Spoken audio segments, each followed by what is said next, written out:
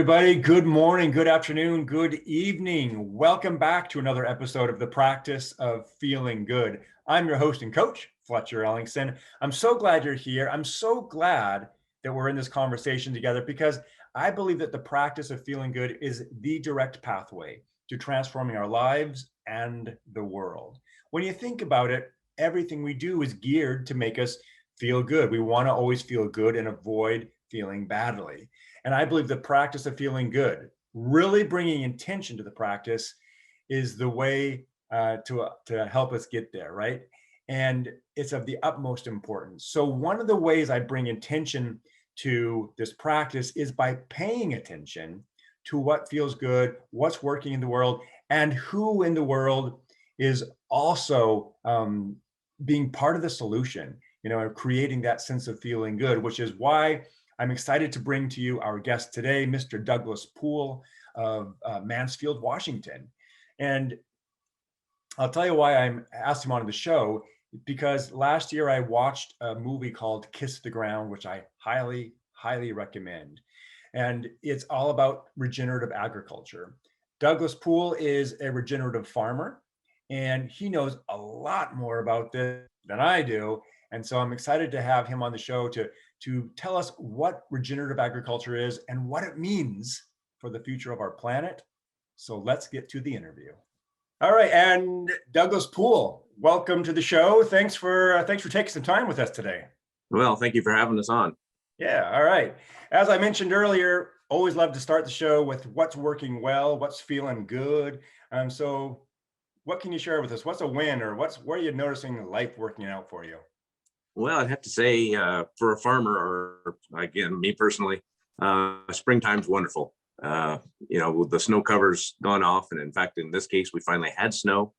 And so that was a win all winter. We were covered up pretty well. And now just seeing everything come out from under that snow cover and trying to figure out if it's alive or what it's going to do. And so far, everything looks really good. Really happy. So good. Right on. I definitely can appreciate that. Imagine a farmer goes right to weather. Yeah, exactly. Well, good. So I'm excited about our conversation today because I'm relatively new to this concept of regenerative agriculture.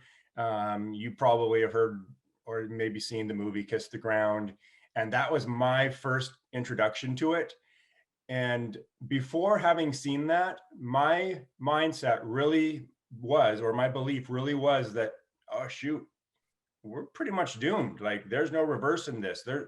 I had no idea that there's actually an incredibly huge solution available to us, and it's going to take a lot of education. But so that movie, the first half of it is kind of doomsday-ish, but the second half is just like, wow, there really is light at the end of the tunnel. There's a silver lining. There's hope. And so I'm so excited to talk to you about it. Will you share, before we get into that, you haven't always been a farmer. So what were some of your careers before this? Well, I graduated from WSU in '90 with an accounting degree. Immediately went to work for the state auditor's office right out of college, auditing cities, counties, school district, municipalities. We always laughed, and I think they still do. That was a job interview because you ended up transitioning over into one of those municipalities. I ended up choosing schools, was a business manager at Manson School District for a year and a half, then transitioned down to Wenatchee to the North Central Educational Service District, where I was the assistant finance director. And then I came back to farm for 3 or 4 years. And because of the price of wheat at that time, needed to go back. And I left as the assistant and actually went back as the executive director of finance. And so I got a promotion for leaving. I don't think too many people get to claim that. And then I was the director of finance there for just under 8 years before I came back to farm in 2011. So yeah, financial background. Got it. And then what did bring you back in 2011 to farming? I grew up here. When it was all said and done, I was pretty much going to try to figure out how to come back in any way. And both my father and one of my uncles were at that point where they were ready to transition out. And so it was time to time to come back and take over the family farm is, for lack of a better term. Yeah, they're like, hey, Douglas, we need you back on the farm. It's your turn. Yeah, it's farm transition. There's millions and millions of books written on it. It's always interesting. Everybody has their own story on why they come back. Mine just was, I'm a farm boy. Yeah, got it. So, and the reason we're talking to you today is because we're exploring this concept of regenerative agriculture. And tell us a little bit about what that is, because I'm imagining there's quite a few people who've never heard of it. I'd never heard of it. And so can you bring us up to date on that or inform us, please? I would start probably by describing when I went no-till. So everybody acts like this is kind of new. And so in our circles, one of the jokes is are your farms not going to look like your father's or your grandfather's? It could look like your great-great-grandfather's. In that these principles have already, they've always been in place. But the best way to describe regenerative ag is really the principles that it's rooted in, and that would be minimizing soil disturbance, always having a growing root in your soil, soil armor, having that soil covered from all the elements, diversity of roots growing in the soil, and then livestock integration, the cycling of nutrients and how that used to happen when the bison roamed. And then some of us have begun to add a sixth principle to that, and that would be reduce or eliminate synthetics, whether that be fertilizers or chemicals. Got it. And so that kind of, the definition, interestingly enough, I'm always amazed how in today's society we can find something to argue about. That definition is being argued daily. What is regenerative ag? Does it really mean anything? And so I always go back to those 5 or 6 principles, and that seems to kind of keep it fairly simple. Yeah, it does. And some people heard you say no-till. Explain what that is for people who are not familiar with that. Yeah, and so just to compare and contrast, in this area, we're a fallow operation where we've got to rest the ground for a year to build up moisture. And so in that fallow period, we would till the ground probably anywhere from 4 to 6 times before we seeded, or to prepare for the seeding process. And now we just do everything in one pass. All our fertility and seeding is all done once a year. And then in this case, in our fallow period, we use chemicals to keep the weed pressure down. But that it's going from probably the plow that everybody has in their mind when they think about a farmer to we just do everything in one pass now. And with that and the purpose of that, and correct me if I'm mistaken, but one of the main purposes of that is so we're keeping everything more intact and we're not releasing all the carbon into the atmosphere. Is that accurate? 100% correct. Yeah. Yep. And then when the crops come on, and part of the reason you're keeping a crop cover as much as possible throughout the year is so that it's releasing the good stuff into or capturing as well, right? Yep. Yeah. And we're really, when you think of agriculture, we are the biggest sink in the world. And that, interestingly enough, I love the fact that you referenced kiss the ground. They couldn't have put it any more simple. We are the solution.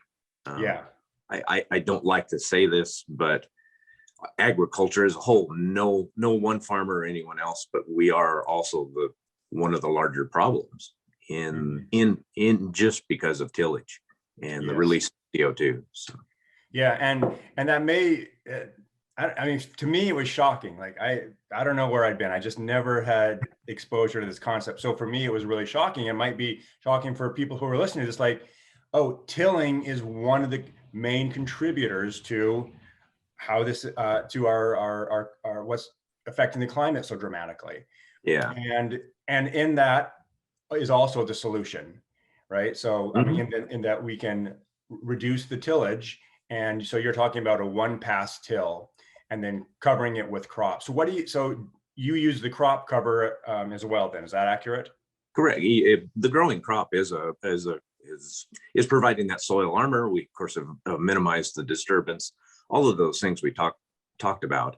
In the case of, say, a wheat, a corn, or a soybean, that's a monoculture crop. And so we're missing the diversity for the soil biology. And that's kind of, to me, is the elephant in the room. Is our soil biology has been starved of any diversity.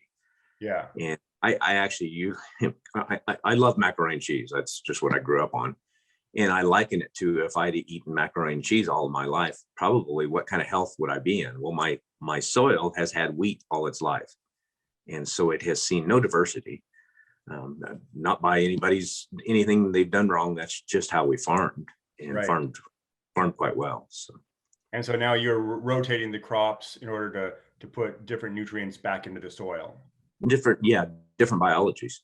Different biologies. The microbes, the fungi and the bacteria. Again, that's, if we take care of the fungi and the bacteria, they will do the nutrient cycling. And one of those things that they do is pull all that CO2 into the ground where we need it. We need the carbon in the soil. And so that's why the solution is so simple and exciting at the same time. I can't put a dollar value on that carbon. And here's a system given to us by however your beliefs are, but we'll just say Mother Nature gave me a free system. Yeah. And so we're just trying to maximize that. Yeah. It's pretty remarkable when you think about it in terms like that, right? We've been given this system and we just need to utilize it effectively. What is mankind's first thing? They've got to tinker with something, and they actually, mankind thinks we're smarter than Mother Nature. Yeah. And industrial ag is probably the most perfect example of us trying to outthink Mother Nature, when the system really, when you stop and think about it, the system is very simple, very, very simple. Harvest the sun, put the carbon in the ground, and feed the microbes. The microbes will feed your plant. And we have it in our heads that we need to feed the soil, to feed that plant. And industrial ag has that, in my opinion, kind of has that backwards. And people are starting to recognize that in the industrial ag model is fighting nature. And regenerative ag, to go back to that definition, really is just working with nature, working with the system that was given to us. Yes, very well said. The next question I have for you, Douglas, is a lot of people listening to this might be asking, like, hey, why fix something that's not broken? I mean, we're getting crops all the time on a regular basis. People have been farming this way for also decades. So what's there to fix? Can you address that, please? Yeah, and it's a hard question, just because you couldn't have asked it any better. What are we trying to fix? In the way we farm today, industrial ag is not a bad system at all. And in fact, amazing things are going on in that system. My problem with those systems is it requires me to write a check. Every time I turn around, I'm writing a check to fix a problem. And regenerative ag has actually gone into those problems and said, well, the problem is caused because we tilled, or we used a synthetic fertilizer, or we have monoculture crops. And it's that next level question that's being asked that takes you to that mindset of, okay, maybe everything we've done in the industrial agricultural revolution is the problem in trying to get away from that. And I mentioned earlier the talk about, what's the definition of regenerative ag and everything else. People have it and are excited to think that maybe the entire system could go to more of a regenerative ag system. But the thought process that we're going to feed the world with that just isn't there yet. And so that, I think, brings people again back to what are we trying to fix if we still have to feed all of those people? And for me, I look at my own system and think, man, it looks like there's a way to do this and me not to have to write a check. I also have fields that, it's very easy, especially up here where we're all glacial. I've got some soil that's only 16 to 20 inches deep. I'm not like the Palouse where it's 20 feet deep. And I've got fields that I've just had to quit farming. And so I look at my own fields, no one else's. I look at my own and say, wow, obviously the old model has got to change, because we've farmed some of those fields down to nothing, just because of weather and everything else. So that kind of a roundabout way, it's kind of a dicey thing because there's amazing farming going on today. No one gets up in the morning thinking I'm going to go out and destroy my ground. That's sure. Farmers are amazing stewards of their ground. It's just the system that we've inherited over the last 60, 70 years that has kind of led us to believe, or led us to see that maybe some of this stuff could be reversed, and there's a more natural way to do it. So let's get to that question that we asked ahead before the commercial. Does it work? What are you seeing with these regenerative ag practices? Well, I think first of all, I always tell everybody that comes to the ranch and wants to tour or discuss this. I grew up not seeing. We farm on a hill that I can see the town of Mansfield. I grew up, it was nothing 10 days this year in the summer to not see Mansfield because it was blowing. And so first and foremost, that's gone. Oh, wow. North Douglas County and around the Mansfield area, you have to have hats off. Over 50% of this has gone no-till in the last 9 years. Oh, wow. So the younger generation has really jumped in, and I look around sometimes thinking, man, they're going to just blow by us, those of us that are a little older, because they're so excited and they get it and they're embracing it. But that'd be the first and foremost. There just isn't dirt blowing all over the place anymore. Right. In the fields that was part of the what happened in the Midwest, right? I mean, the Great Dust Bowl. I mean, again, I didn't realize that humans were the cause of the Great Dust Bowl, right? Which was just completely devastating. It was. And even up to 10, 15 years ago, it was okay to have 10 days of a dust bowl, as opposed to, of course, those were years long. And again, practices have changed and we mitigated that. But I would tell you now, with the switch, just again, in this small little corner of the world, that you just don't see the dust blowing anymore. You don't see the erosion when and if we do get a rain event, the snow melt. You just don't see the runoff like you used to. Mm-hmm. And so, we're trying in a dry land system up here, where we get 6 to 10 inches of rain a year. Every drop that we can maintain helps. And you see that water infiltration, which of course then plays out into better crops. Got it. And so are you seeing better yield? Yeah, I've got fields that just have kind of really have blown my mind. And it's just not one thing. It's not the no-till. It's not the diversity of crops. It's all of those together. Mm-hmm. There's so many analogies. The wheel and the spokes is probably one of the better ones that I can come up with. Yeah. The wheel doesn't work with one of those spokes missing, but how do you point out which spoke is the one that keeps the wheel together? Sure. And you really can't. We try different things each and every year. Some of them, the soil health principles will work anywhere in the world. It's just trying to figure out how we put them in our context here. And so we've had some issues, some things that didn't work.